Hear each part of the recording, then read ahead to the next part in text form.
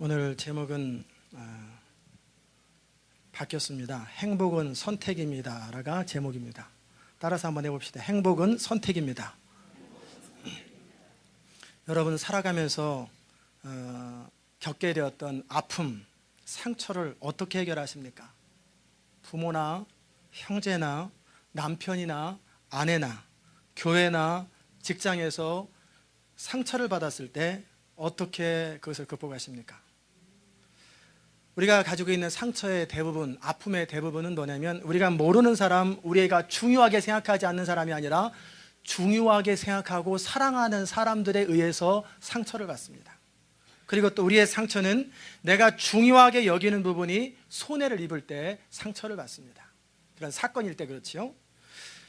주차장으로 우리야 뭐 공용 주차장이니까 상관없겠지만 단독 주택에 이렇게 살 적에 자기 파킹랏이 있는데 거기에 파킹하려고 하는데 누군가가 거기에 파킹을 해놔가지고 긴급하게 파킹하고 어디를 가야 되는데 파킹할 장소가 없어요. 내 권리가 침해를 당했어요. 아이가 아파서 약을 사려고 하는데 가장 가까운 곳에 가려고 했는데 그날 내가 원하는 약이 떨어졌어요. 그래서 차를 타고 좀 더 먼 곳으로 불이 나게 가려고 하는데 애는 울고 그날 트래픽이 있어가지고 앞으로 못 나가는 거예요. 함께 일하던 동업자가 갑자기 사라져 버렸어요. 말도 없이. 그래서 모든 부채라든지 책임을 자기가 다 혼자 맡게 됐어요. 건강 문제로 병원을 찾아갔는데 의사가 너무 바빠서 차분하게 대접도 못하고 그리고 환자 대접 못 받고 병원에 나와서 투덜거리며 나올 때, 학교에서 집에 돌아오는 여러분의 사랑하는 딸, 아들을 술에 취한 운전기사가 치워가지고 그 아이가 다쳤을 때, 함께 살고 있던 배우자가 어느 날부터 외박을 해요. 그래서 이상하다 뭔가 느낌은 있는데 보니까 옛날 애인하고 밤을 지내고 있는 거예요. 외도를 하는 장면을 바라볼 때, 어려서부터 술에 취한 아버지로부터 늘 어려움을 당하고 살아왔을 경우 아무런 대안이 없을 때, 무책임한 남편으로 인해서 겪게 되는 삶의 어려움, 자상하지 못한 아내로 말미암아 겪게 되는 갈등들, 우리는 살아가면서 참 많은 크고 작은 어려움들을 겪고 살아가요. 상처를 받고 살아갑니다. 이러한 현실들은 우리가 원하는 방향으로 삶을 가지 못하게 하고 엉뚱한 대로 우리의 삶을 틀어버립니다. 그때 내 마음속에서, 우리 마음속에서 화가 치밀기 시작하죠. 눌러도 이것이 한두 번이 아니라 차곡차곡 쌓이면 어느 순간에 우리 마음속에 우라가 담겨 있어서 그 사람이 아닌 다른 사람이랑 부딪혔는데도 그 우라가, 화가 쌓여있는 것이 폭발해버리는 거예요. 그래서 엉뚱한 곳이 폭발해버리고 늘 감정적으로 언스테이블하는 거예요. 불안정한 거예요. 주차장에서 자리를 빼앗는 거야 사소한 거지요. 그러나 아버지가 알코올 중독자로 늘 집에 와서 술주정을 하는 그 집에서 자랐을 때 자신의 인생의 그 어린 시절을 어렵게 보냈을 경우에, 배우자의 부정과 같은 심각한 문제를 당할 때 우리는 당황하게 돼요. 그런데 그 문제를 내가 컨트롤할 수 있고 해결할 수 있으면 괜찮은데 대안이 없어요. 어떻게 해결할 방법이 없을 그때 우리 안에서 분노가 생기고요, 좌절감이 생기고 우라가 치밀어 오릅니다. 이것을 꼭꼭 누르면 병이 생기죠. 뇌에 손상이 생기고 암이 생기고 뼈에 이상이 생기고 위장이 펑크가 나고 많은 몸의 질환까지 가져오게 되지요. 이런 아픔을 겪을 때 여러분은 어떻게 하십니까? 메릴린이라고 하는 한 여자는 50대 초반의 여성인데 심하게 좌절감을 겪고 있습니다. 자존감이 낮고 정서적인 문제에 늘 어려움을 겪고 있어요. 그래서 내가 왜 이렇게 늘 디프레스되고 왜 좌절을 느낄까 돌아보니까 생각나는 것이 애정 없는 부모의 결혼 생활 속에 겪었던 피해라는 사실을 본인이 느끼지요. 아버지는 직업 군인이었고 이 딸을 너무너무 예뻐해요. 그런데 남편과 아내가, 부부가 서로 사이가 안 좋아서 늘 원망하고 늘 힘든 관계 속에서 이 딸이 아빠가 사랑하니까 엄마는 상대적으로 이 딸이 싫은 거예요. 아빠가 이 딸한테 왔을 때는 계속 안아주고 뽀뽀하고 그렇게 이뻐하는데 아빠는 종종 출장이 잦습니다. 군인이라 사방에 돌아다니면 주로 엄마만 있어요. 학교 끝나고 집에 돌아가려고 하면 집에 가기가 싫어요. 그 시절이 벌써 40년이 지나가고 훌쩍 이제 50이 넘어갔는데 여전히 자기 마음속에 늘 결혼을 하고 살아가면서도 아이를 낳고 살아가면서도 문득문득 그 속상한 감정들이 자신의 인생을 불안하게 만드는 거예요. 결혼 생활이 원만하지가 않아요. 아이한테도 제대로 못해요. 집착을 합니다. 내가 왜 이렇게 살았나 보니까 바로 그 어머니가 따뜻하게 자기를 사랑해주지 못한 것에 대해서 끊임없이 분노하고 있어요. 이미 본인은 50살이 넘었고 어머니는 이제 80이 넘어가지고 머리 하얘서 힘이 없는, 그저 자신의 돌봄밖에 받을 수 없는 그 처지인데도 뭐라고 말은 할 수 없는데 그 엄마가 그렇게 원망스러운 거예요. 지나온 시간들이 원망스러워요. 우리는 살아가는 짧은 시간 동안에 참 많은 아픔과 상처를 안고 살아가요. 행복해야 되는 그 시간에 우리는 아픔과 상처로 인해서 과거에 사로잡혀 살아가면서 아픈 시간들, 불행한 시간들을 우리는 보내고 살아간다는 것입니다. 저는 오늘 여러분과 함께 도피성에 관해서 함께 말씀을 나누면서 정말 중요한 행복의 비밀을 함께 나누기 원해요. 먼저 그 도피성이 그 성경에 기록되고 하나님께서 모세를 통해서 명하신 이유는 뭐냐면, 레위 지파들이 살고 있는 곳에 요단강을 중심으로 오른쪽에 3개, 왼쪽에 3개 적절한 간격으로 두라고 말씀하셨어요. 그 이유는 뭐냐면 일부러 고의적인 마음이 없이 부지중에 상대방을 죽였을 때, 어떻게 하다가 성에서 밀려가지고 넘어졌는데 넘어지는 순간에 상대방을 툭 쳐가지고 땅바닥에 떨어져서 벼랑에서 떨어져 죽은, 이건 어떻게 할 수가 없어요. 나무를 자르다가 도끼날이 빠져가지고 상대방에 찍어서 죽게 되었어요. 별 생각 없이 돌을 던졌는데 그 돌에 맞아가지고 이 사람이 죽었어요. 이런 부지중에 일어나는 사고로 인해서 사람을 죽였을 적에 고의는 아니라 할지라도 이 피해자의 가족은 화가 나고 그 남편이고 딸이고 아내일 때는 보복하고 싶은 마음이 든단 말이에요. 이런 일이 없도록, 이 분노를 참지 못하여 또다시 피 흘릴 일이 없도록 도피성이라는 제도를 만들었어요. 도피한 그 사람은, 도피성에 있는 사람은 못 나옵니다. 언제까지 못 나오냐면, 일단 들어갈 적에 제사장에게 무슨 사고로 들어오려고 하느냐, 그러면 이러이러한 사고, 그게 조사가 되어가지고 그게 고의가 없을 때는 거기 살지만 고의로 사람을 죽였다 그러면 역시 그 사람도 죽습니다. 법적으로 죽지요. 그러나 사고일 경우에는 그 도피성에 사는 거예요. 그래서 대제사장이 전체에 한 명 있는데 그 사람이 숨질 때까지, 이제 죽을 때까지 10년이면 10년, 1년이면 1년, 15년이면 15년 동안 도피성에 살다가 대제사장이 죽고 나면 다시 나와서 자기 집으로 돌아갈 수 있는 거예요. 도피성에 피한 사람은 아무리 보복하고 싶어도 보복할 수 없는 것, 이 제도를 하나님이 만드셨어요.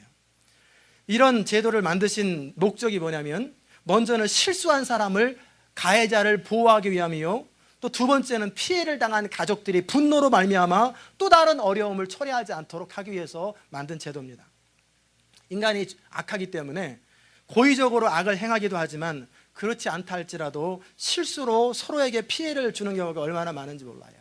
사고로 그럴 수도 있지만, 또 교통사고가 날 수도 있지만, 우리의 삶의 자리 가운데 라이프 스타일이 서로 다르기 때문에 서로가 서로에게 피해를 주는 관계의 아픔도 참으로 많습니다.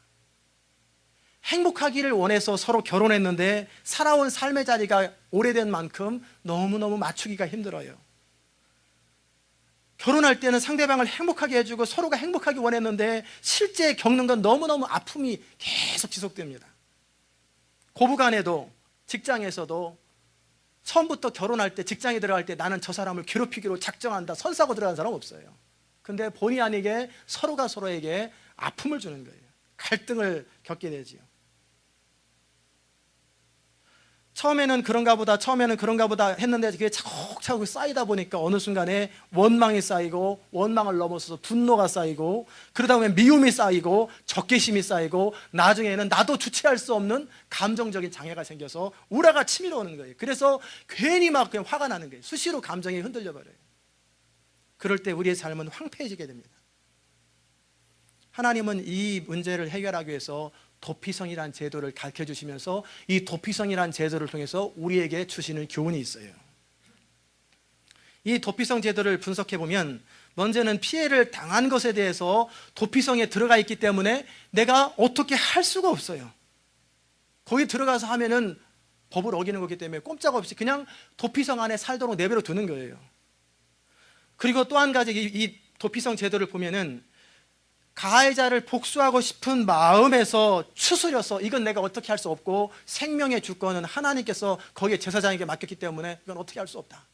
그러므로 내가 복수하려고 하는 그 분노와 이런 마음에서 추스려서 우리의 정상적인 삶을 잘 살아가도록 만들기 위한 하나의 배려가 있고요. 그리고 원수 갚는 것은 어떠한 걸 할지라도 우리한테 있지 않다라고 하는 사실을, 보복하는 것은 우리에게 있지 않다는 사실을 하나님께서 가르쳐 주기 원하는 거예요. 이 도피성의 그 교훈을 통해서 우리의 실제적인 삶의 자리 가운데 그러면 우리의 인생을 어떻게 행복한 인생으로 만들어갈까, 함께 여러분과 나누려고 합니다. 그 용서라고 하는 원리인데, 그 용서는 뭐냐면 우리에게 일어난 아픔과 사건들을 너무 개인적인 것으로 받아들이지 말라는 거예요. 우리는 종종 무슨 생각을 하냐면, 내가 겪었던 이 아픔과 상처와 이 고통은 나 혼자만이 겪는 아픔이라고 생각하고 그렇게 받아들이는 거예요. 찬양도 있잖아요. 왜 나만 겪는 고난이냐고. 슬퍼하지 마세요. 세상에서 왜 사람들은 다 이렇게 행복하게 사는 것 같은데 왜 나만 재수가 없어서 이 원망스러운 환경을 만나야 되는가? 왜 나는 이런 남편을 만났고 이런 아내를 만났고 왜 교통사고가 있었고 그때 애를 학교를 안 보냈으면 좋은데 왜 나는 또 그때 그 사람과 거래를 해서 사기를 당했을까? 그 사람은 왜 그랬을까? 왜 나는 이런 시부모를 만났을까? 왜 나는 이런 며느리를 만났을까? 이런 사위를 만났을까? 왜 나는 이런 성도를 만났을까? 왜 이런, 끊임없이 그 문제를 바라보면서 나만 겪는 아픔으로 받아들이는 거예요. 개인적인 아픔.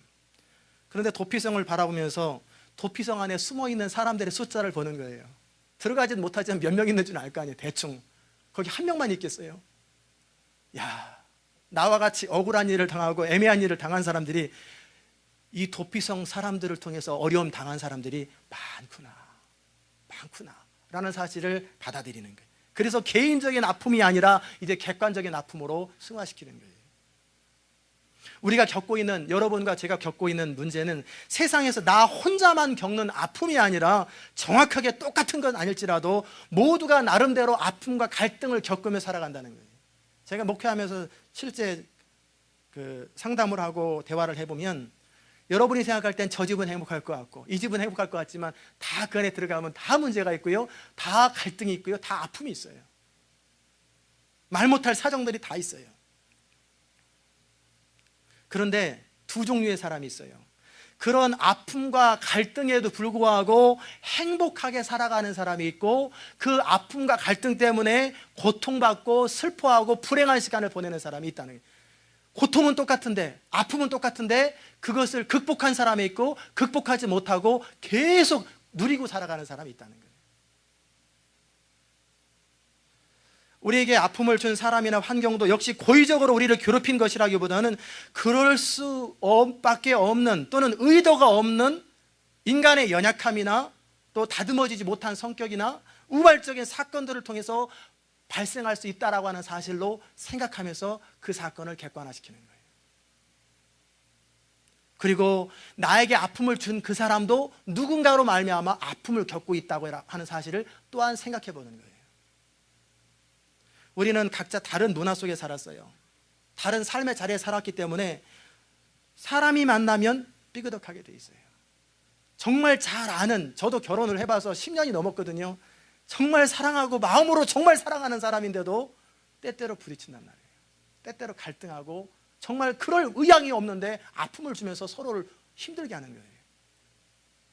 이미 말씀드린 메를린이라고 하는 여인이 어머니로부터 따뜻한 사랑을 받기를 원했는데 받지 못했어요. 그래서 그로 인해서 끊임없이 원망하고 있었는데, 사실은 돌아보면 그 어머니 역시 불행한 결혼 생활의 피해자라는 거예요. 우리의 아픔이 이렇게 설명이 되든지 설명이 되지 않든지, 우리에게 아픔과 어려움을 준 사람과 사건이 그의 삶의 자리 가운데 그도 역시 동일한 인생을 살아가고 있다고 하는 사실을 우리가 받아들일 때 우리의 삶은 좀 다른 각도에서 볼 수 있게 됩니다. 그러나 그보다 더 심한 건 뭐냐면, 우리가 어떤 아픔과 고통을 겪고 살 경우에 그 아픔을 겪는 동안에 우리의 지나온 시간들, 또 앞으로 남은 시간들이 망가진다는 거예요. 메를린은 끊임없이 무슨 생각하냐면 그 어머니로 말미암아 내 인생이 이렇게 되었고 어머니가 그때 자상하게 배려하고 이렇게 저렇게 했으면 좋았을 것을, 끊임없이 어머니를 원망하며 살아가는 그 40년이라는 시간은 고통의 시간이었어요. 불행한 시간을 살았던 거예요. 그리고 스스로 세뇌하기를, 스스로 단언하기를, 나는 유일하게 세상 사람들 가운데 나만이 겪는 이 유일한 아픔이라고 스스로 단정하면서 그 사실을 믿고 살아가면서 끊임없이 그 아픔 속에서 잠겨 있는 거예요. 그런데 그런 일을 겪은 사람이 자신뿐만 아니라 수없이 많은 사람들이 그런 일을 겪고 있다 라고 생각한다면 우리의 생각이 달라질 거예요.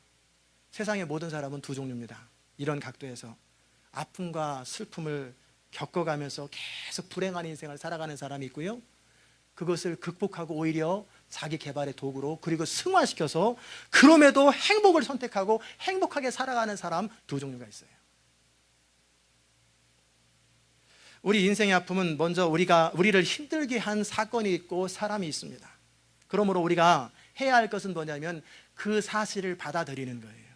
내가 겪은 아픔과 내가 당한 그 피해와 슬픔과 고통을 받아들이는 거예요. 그런데 많은 경우에 사람들은 그 아픔을 피하기 위해서 술을 마시거나 마약을 먹거나 비디오를 보거나 다른 일에 몰두하면서 그것을 잊어버리려고 해요. 그러나 순간순간 생각난단 말이에요.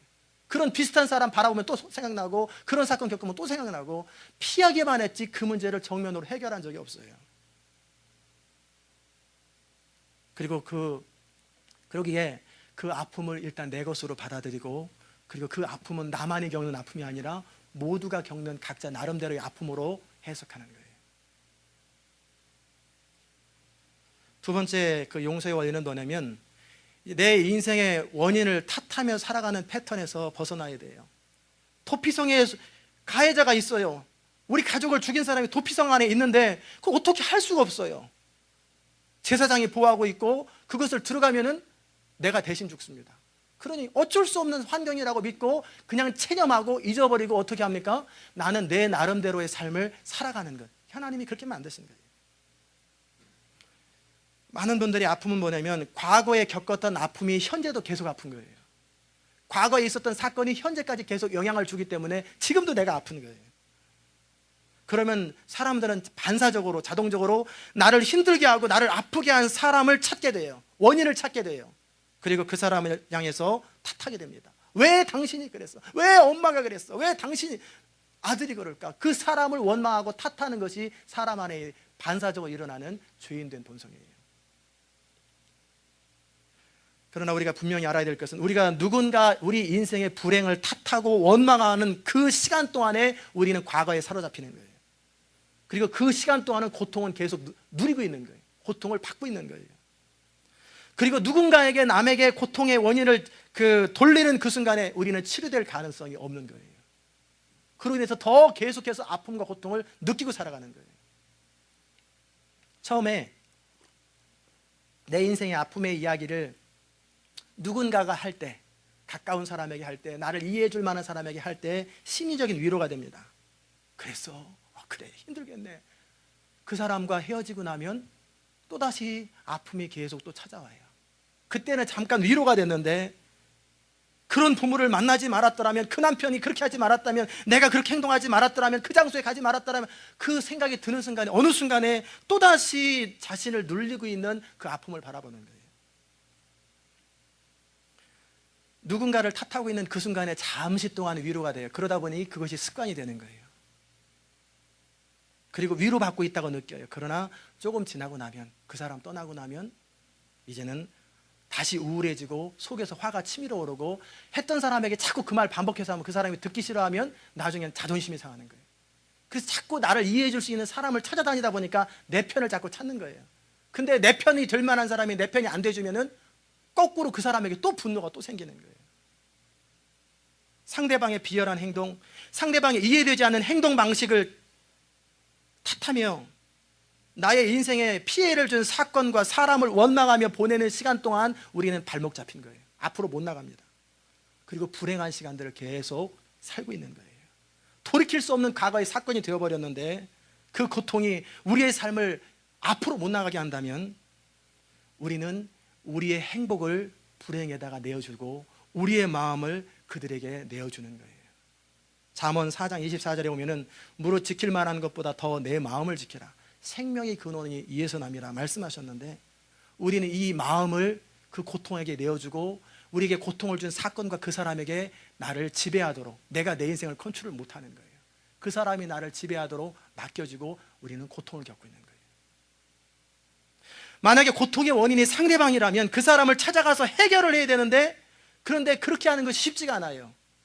그 사람이 죽었을 수가 있고 얘기할 수 없는 상황일 수도 있고 여러 환경들이 있어요. 그러다 보니 끊임없이 또다시 아픔을 겪는 거예요. 그래서 설령 또 그 사람을 만나가지고 내가 쏟아부으면 그 사람은 또다시 나에게 또 보복하고, 또 쏟아부으면 보복. 그게 부부싸움이잖아요. 쏟아부으면 상대방은 잠깐 참은 것 같다가 또다시 반대로 하고, 그 정도가 점점 깊어지고 점점 비열해지잖아요.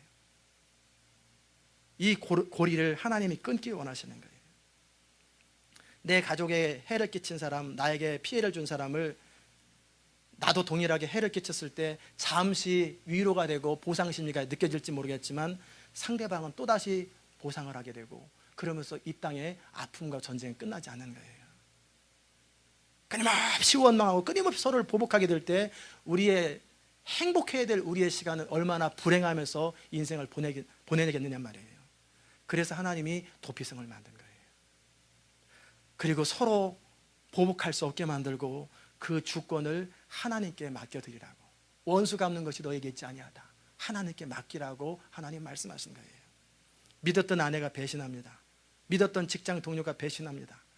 우리 삶에 아픔을 준 사람을 원망하고 있는 그 순간에 우리 인생의 문제는 해결이 안 됩니다. 이 사실을 빨리 깨달을수록 우리 인생은 행복해져요. 우리가 이렇게 원망하는 삶의 태도, 남을 탓하는 삶의 태도에 함정이 있는데, 거기에 무슨 함정이 있냐면 불행의 함정이 있어요. 내가 그러고 있는 시간 동안에 그 사건이, 그 사람이 내 인생의 통제권을 붙들고 있어요. 내 인생을 사로잡고 있어요. 그 장면이, 그 사건이, 그 환경이, 그 사람이 실제는 죽은 지 오래됐는데, 실제는 그 사람은 생각도 못하고 있는데 나를 사로잡고 여전히 붙들고 있어요. 악몽을 꿉니다. 그래서 잠깐 마음을 추스리고 생각을 바꿨는데, 그런 상황을 또 생각하면 벼랑간 기분이 좋다가 우울해져 버리는 거예요. 말씀 듣고 은혜 받고 갔다가 벼랑간 차 타고 가면서 그 생각이 탁 심으면, 가만히 있어봐 하면서 벼랑간 화가 나고, 그러면서 이 분노가 솟아오르면서 무기력해져 버리는 거예요. 좌절감에 사로잡히는 거예요. 그러다 보면 더 이상 해결할 수 없는 지경까지 가는 거예요. 근데 또 아이러니한 거는, 우리에게 아픔과 고통을 준 사람은 그 사건을 잊었단 말이에요. 생각조차 못하는데 우리만 혼자 그것을 붙들고 사는 거예요. 그 요령을. 그게 마귀가 역사하는 방법입니다. 하나님은 거기서 벗어나라고 하지만, 인간의 죄로 말미암아 우리에게 다가온 여러 가지 아픔들을 벗어나라고 하지만, 마귀는 끊임없이 생각을 통해, 감정을 통해서 우리를 사로잡아서 정말 바울처럼 표대를 향해서 하나님 나라 영광을 위해 살아야 될 우리의 삶을 붙잡아가지고 거기서 헤매게 만들어버리는, 이게 마귀의 고도의 전략이에요. 세 번째, 용서의 원리는 뭐냐면, 원망과 넋두리를 하면서 자신의 아픔을 호소하는 패턴에서 벗어나야 돼요. 이제 누군가를 탓하는 패턴뿐만 아니라 나도 모르게 혼자서 중얼중얼 하면서 계속 사람 만나면 중얼거리고, 사람 만나면 원망하고, 혼자서도 계속 화장실에 가서도 중얼거리는 그 패턴을 바꾸라는 거예요. 중요하고 재미난 사실은, 우리가 생각하고 있는 아픔의 그 원인은 누구 입장에서 해석한 원인입니까? 우리 자신의 입장이에요.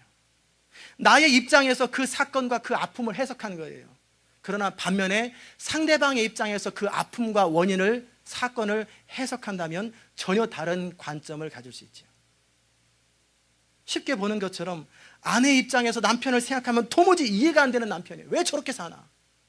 그런 남편의 입장에서 아내를 생각하면 도무지 고분고분하지 아니하고 사랑스럽지 않아요.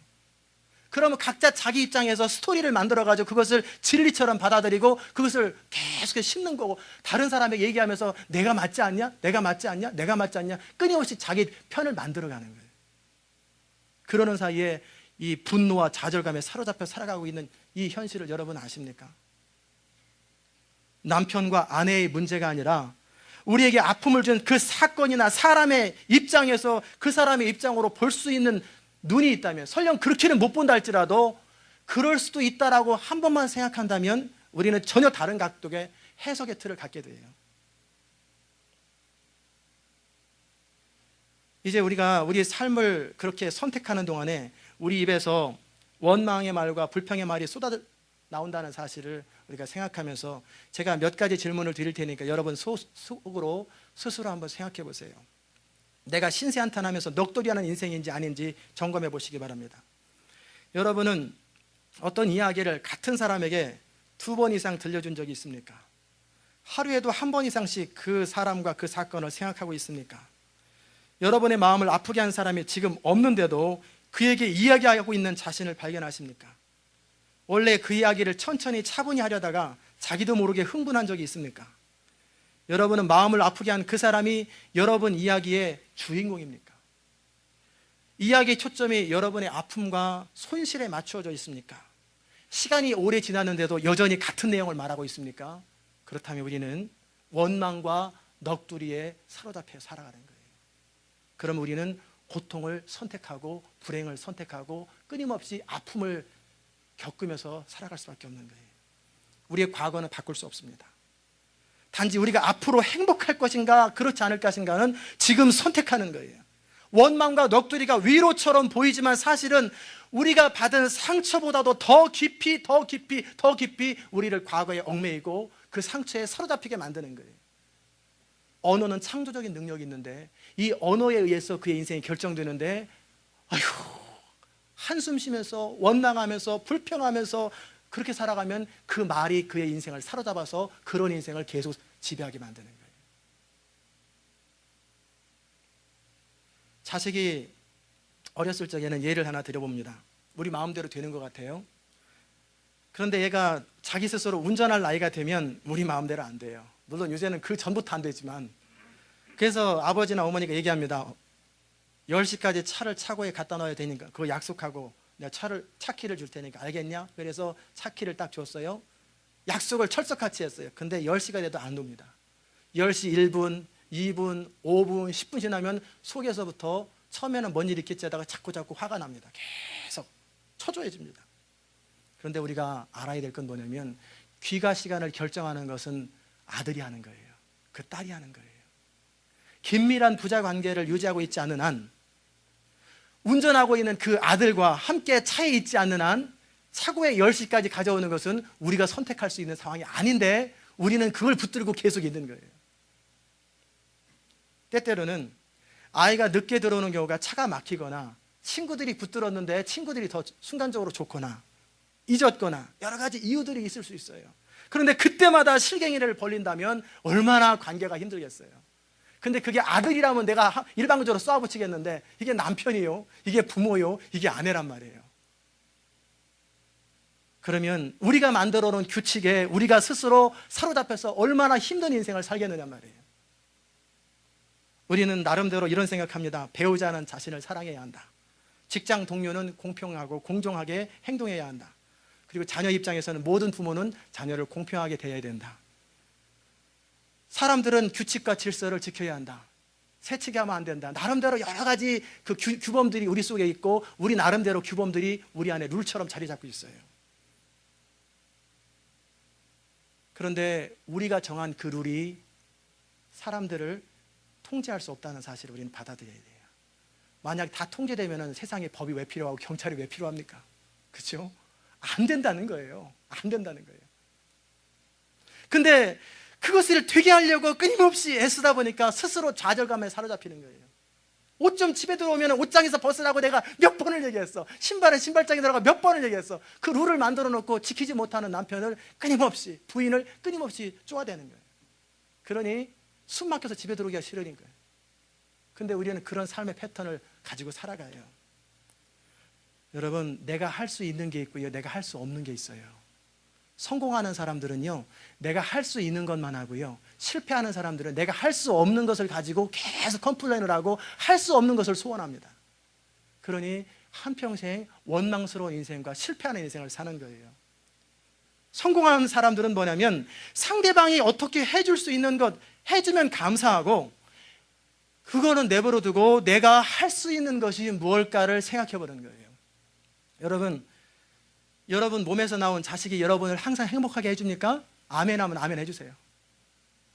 여러분 손가락 걸고 같이 한 입을 덮고 서로 행복하게 하자고 하는 남편과 아내가 여러분 항상 행복하게 해줍니까? 그럼 여러분을 낳은 부모는 여러분을 항상 행복하게 해줘요? 그것도 아닌데 왜 제3자한테 여러분이 높은 기대치를 가지고 기대하냔 말이에요. 그러기에 이런 삶의 그 이야기를, 원칙을 가지고 살아가면 그것도 좋습니다. 따라서 해봅시다. 남이 나에게 잘해주면 기적이고, 남이 나에게 못해주면 당연하다. 그러면 세상에 기적이 얼마나 많겠어요? 그죠? 근데 반대로 생각한단 말이에요. 그래서 힘든 거예요. 상대방에게 내가 그렇게 요구해도 안 되는 것은 내버려 두세요. 그러면 그 상황에서 내가 할 수 있는 것은 무언가? 그게 영향력이에요. 탁월한 사람의 특징은 뭐냐면 환경 탓 안 합니다. 상황 탓 안 합니다. 그 상황 속에서 내가 할 수 있는 최고의 일, 최선의 일, 가장 베스트가 뭔가를 끊임없이 연구하는 거예요. 그리고 그 영향력을 넓혀가는 거예요. 점점.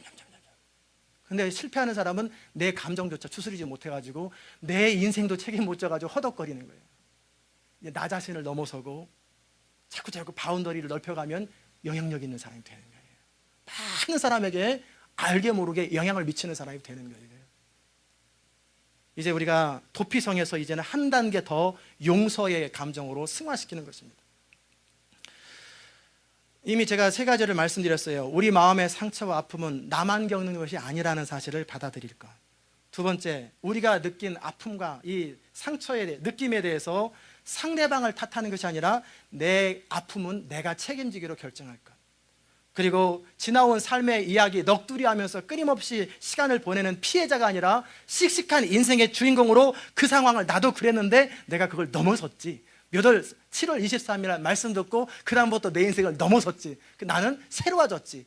그리고 씩씩한 인생의 주인공으로 바뀌자는 거예요. 용서라는 것은요, 단지 그럴 수도 있지라고 생각하는 게 아니에요. 그렇다고 나를 힘들게 하는 사람을 모르는 척하고 눈 감아주는 것도 아니에요. 우리에게 피해를 주고 아프게 하는 사건에 대해서 비난하는 것은 정상적인 반응일 수 있습니다. 그로 인해서 우리 마음에 아픔을 겪는 것도 당연한 반응일 수 있어요. 그런데 용서라고 하는 것은 더 이상 나만이 겪는 고난이라고 생각하는 패턴에서, 내 인생의 불행의 원인을 상대방 탓하는 그 사건을 탓하는 패턴에서, 그로 인해서 원망하고 넋두리하며 살아가는 삶의 패턴에서 돌아서겠다고 하는 의지적 결단이 용서입니다. 사랑과 마찬가지로 용서의 감정도 필링이 아니라 의지적 결단이에요. 용서는 잊어버리는 게 아니에요. 안 쳐다보는 게 아니에요. 그냥 생각하지 않기로 결정하는 게 아니에요.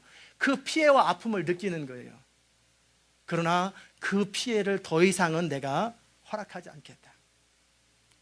과거의 아픔으로부터 교훈을 얻고 더 이상 그 상처를 내가 가지고 살지 않겠다라고 선포하고 선택하는 것, 그게 용서입니다. 여기에 중요한 용서의 원리가 있어요. 여러분이 이렇게 말씀을 선포함에도 마음속에서 꿈틀거리는 속상함, 화남이 있을 거예요. 그런데 이 말씀을 들으면 여러분이 생각이 좀 바뀔 거예요. 여러분이 지금 한번 생각해 보세요. 생각나는 사건이 있고 그려지는 사람이 있을 거란 말이에요.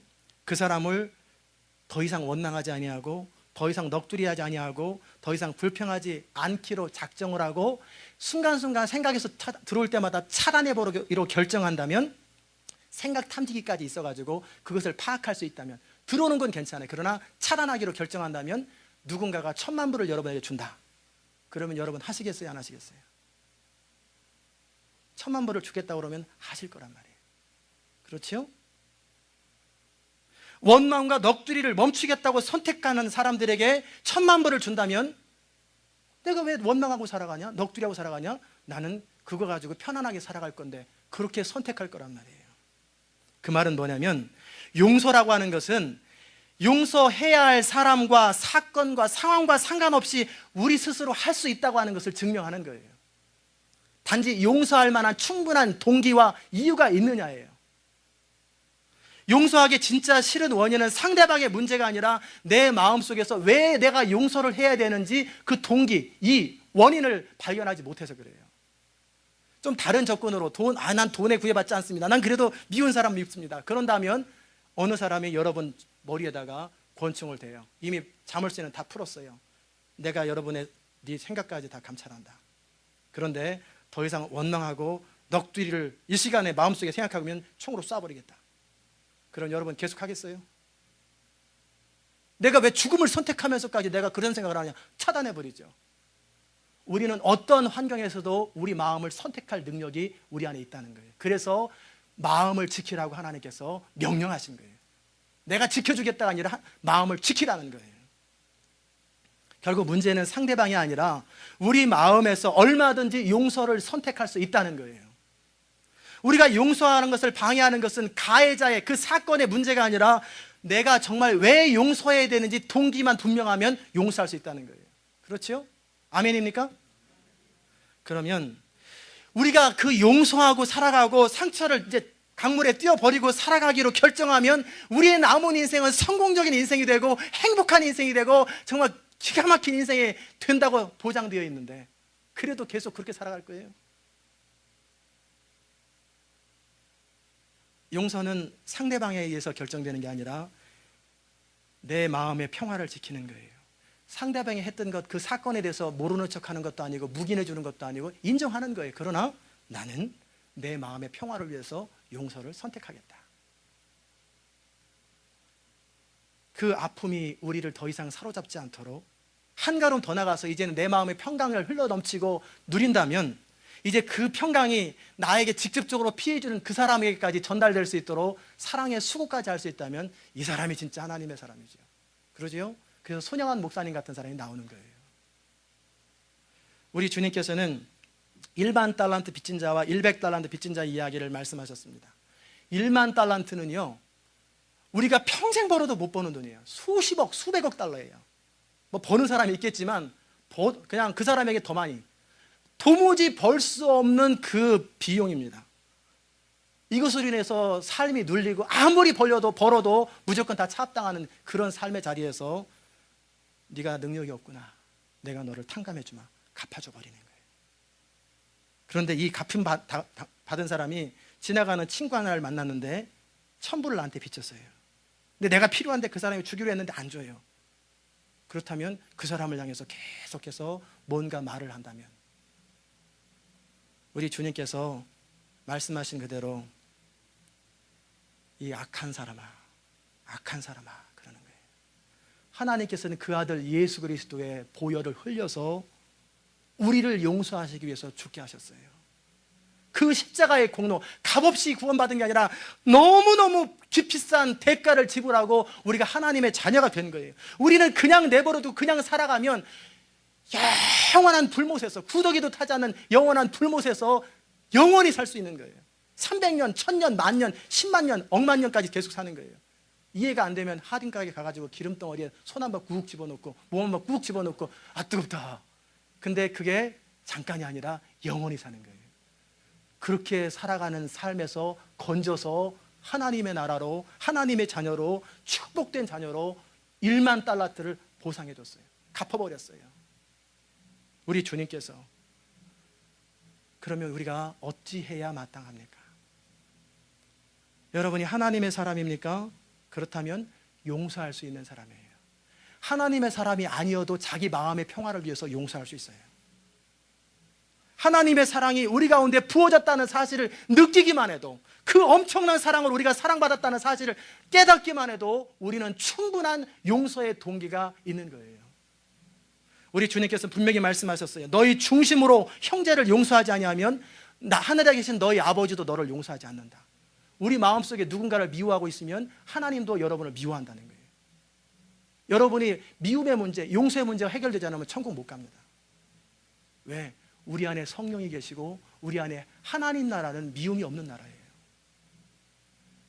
더할 수 없는 그 사랑을 받았기에 기쁨으로 용서하고 원수까지 끌어들여서 축복하는 것, 그것이 하나님의 백성이 살아가야 하는 삶의 태도예요. 사랑하는 성도 여러분, 말씀 마무리합니다. 오늘 도피성 사건을 통해서, 제도를 통해서 우리에게 주는 교훈이 있어요. 이제 우리가 만나는 사람들로 인해서, 앞으로도 겪게 되는 여러 사건들로 인해서 우리는 속상하고